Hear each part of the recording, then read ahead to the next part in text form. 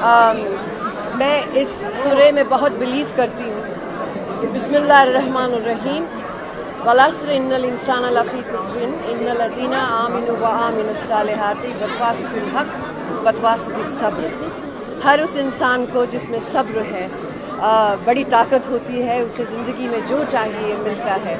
میری دل سے یہ دعا ہے آپ سب کے لیے کہ آپ کے دل میں جو خواہش ہو وہ صبر کے ساتھ پوری ہو۔ قرآن اللہ سبحانہ و تعالیٰ کی آخری کتاب ہے، آخری پیغام ہے، آخری وحی ہے جو نازل کی گئی تھی آخری پیغمبر محمد صلی اللہ علیہ وسلم پر۔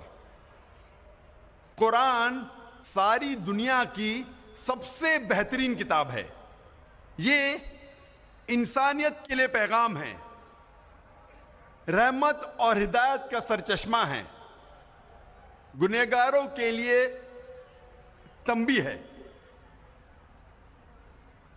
بھٹکوں کے لیے ہدایت ہے، شک اور شبہ والوں کے لیے یقین ہے، مشکلات میں مبتلا لوگوں کے لیے رہنما ہے، نا امیدوں کے لیے امید ہے۔ یہ قرآن مجید کی ساری جو نعمتیں ہیں کیا ایک انسان کے لیے حاصل کرنا ممکن ہے جب تک وہ قرآن مجید کو نہ پڑھے، نہ سمجھے، اس کے معنی پہ تدبر نہ کرے، جب تک اسے اپنے زندگی میں عمل نہ کرے۔ یہ ساری قرآن مجید کے نعمتیں انسان کے لیے حاصل کرنا ممکن ہے صرف قرآن مجید کو پڑھنے کے بعد، اس کے معنی کو جاننے کے بعد، اس کے معنی پہ تدبر کرنے کے بعد اور اس کو اپنی زندگی میں عمل کرنے کے بعد۔ الحمدللہ ساری دنیا میں سب سے زیادہ پڑھی جانے والی کتاب ہے قرآن مجید، لیکن افسوس کی بات ہے کہ قرآن مجید سب سے زیادہ نہ سمجھ کے پڑھنے والی کتاب بھی ہے۔ سب سے زیادہ پڑھی جانے والی کتاب تو ہے، لیکن وہ ایک واحد کتاب ہے جو سب سے زیادہ پڑھی جاتی ہے بنا سمجھ کے۔ اور کیونکہ ہم مسلمانوں نے اکثر قرآن مجید کو سمجھ کے پڑھنا چھوڑ دیا، اسی لیے جو قرآن مجید اور مسلمانوں میں جو لگاؤ ہے وہ کم ہوتا جا رہا ہے۔ افسوس کی بات ہے کہ اگر کوئی قرآن مجید پڑھتا ہے اور اس کا دل نہیں بدلتا، اس کی زندگی میں کوئی تبدیلی نہیں آتی، یہ افسوس کی بات ہے۔ اللہ تعالیٰ فرماتے قرآن مجید میں سورہ ال عمران میں سورہ نمبر 3 آیت نمبر 110 میں کنتم خیر امۃ اخرجت للناس، اے مسلمانوں آپ سارے جہاں میں سب سے بہترین امہ ہیں۔ اللہ سبحانہ و تعالی ہم مسلمانوں کی تعریف کر رہا ہے، ہمیں ایک اونچا عہدہ دے رہا ہے۔ جب بھی تعریف کی جاتی ہے، جب بھی کوئی اونچا عہدہ دیا جاتا ہے، اس کے ساتھ ذمہ داری لازم ہے۔ جب اللہ سبحانہ و تعالیٰ فرماتے ہیں کہ ہم سارے جہاں میں سب سے بہترین امہ ہیں، اس کے ساتھ ذمہ داری بھی ہے۔ اللہ تعالیٰ اسی آیت میں فرماتے ہیں تأمرون بالمعروف وتنہون عن المنکر وتؤمنون باللہ، کیونکہ ہم لوگوں کو اچھائی کی طرف بلاتے ہیں اور برائی سے روکتے ہیں اور اللہ سبحانہ و تعالیٰ پہ یقین رکھتے ہیں۔ اللہ سبحانہ و تعالیٰ فرماتے ہیں کہ ہم سارے جہاں میں سب سے بہترین امہ ہیں کیونکہ ہم لوگوں کو اچھائی کی طرف بلاتے ہیں اور برائی سے روکتے ہیں۔ جب تک ہم قرآن مجید کو سمجھ کے نہیں پڑھیں گے ہمیں کیسے پتہ لگے گا کہ کیا اچھا ہے کیا برا ہے؟ اگر ہم قرآن مجید نہیں سمجھ کے پڑھیں گے اور لوگوں کو اچھائی کی طرف نہیں بلائیں گے اور لوگوں کو برائی سے نہیں روکیں گے، ہم مسلمان کہنے کے لائق نہیں ہیں، ہم خیرہ امہ کہنے کے لائق نہیں ہیں۔ قرآن آتا ہے لفظ قرأ سے، جس کے معنی ہیں، قرآن کے معنی ہے کتاب، پڑھو۔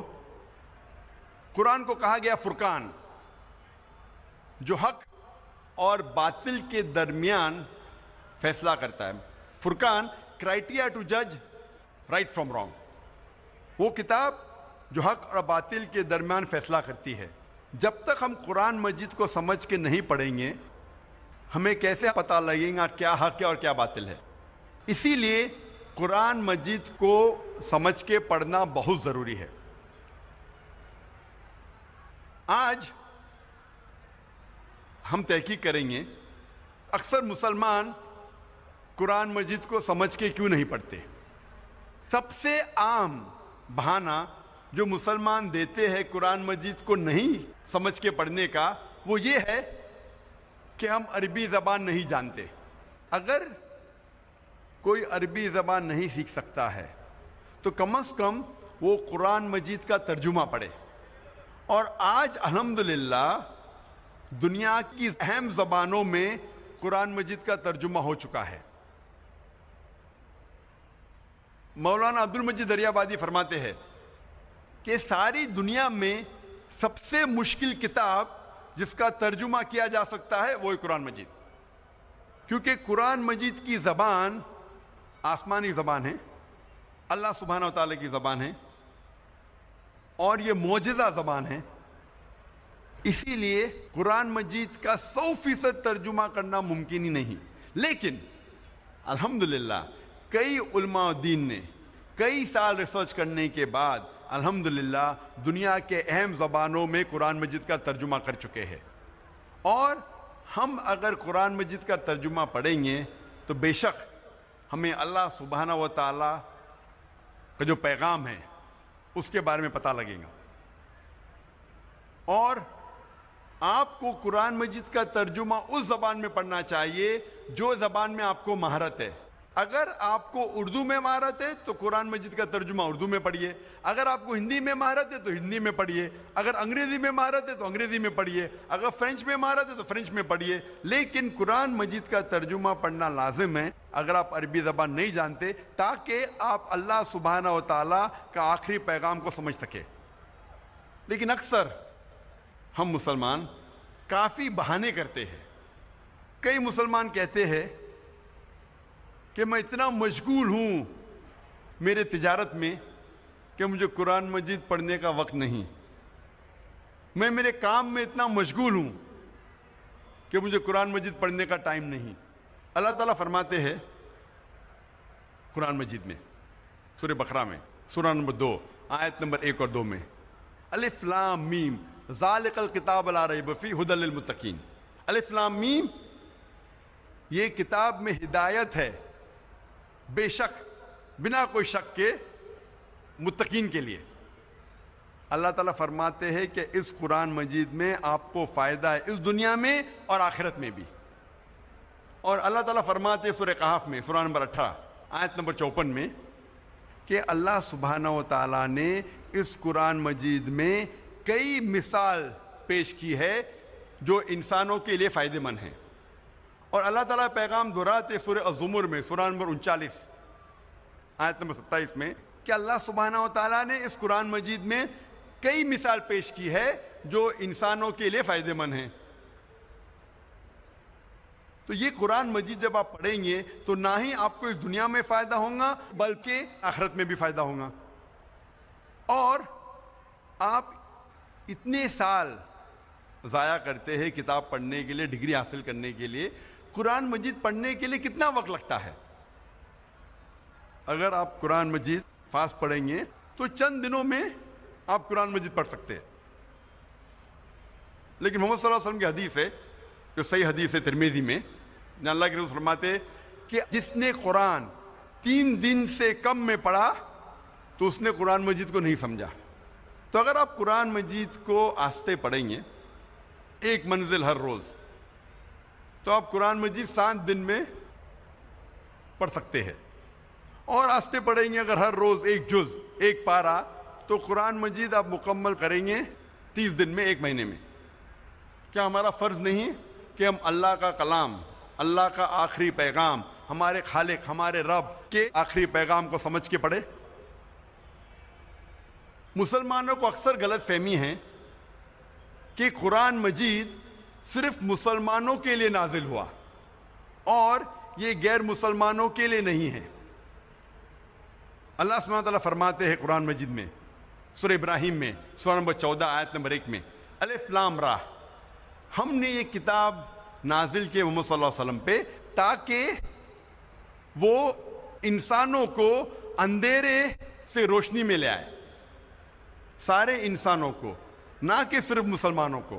اللہ تعالیٰ فرماتے سورہ ابراہیم میں سورہ نمبر 14 آیت نمبر 52 میں کہ یہ پیغام ہے سارے انسانوں کے لیے تاکہ وہ جان لے کہ ایک خدا ہے۔ اللہ تعالیٰ فرماتے سورہ بقرہ میں سورہ نمبر 2 آیت نمبر 185 میں کہ رمضان وہ مہینہ ہے جس میں اللہ سبحانہ و تعالیٰ نے قرآن نازل کیا،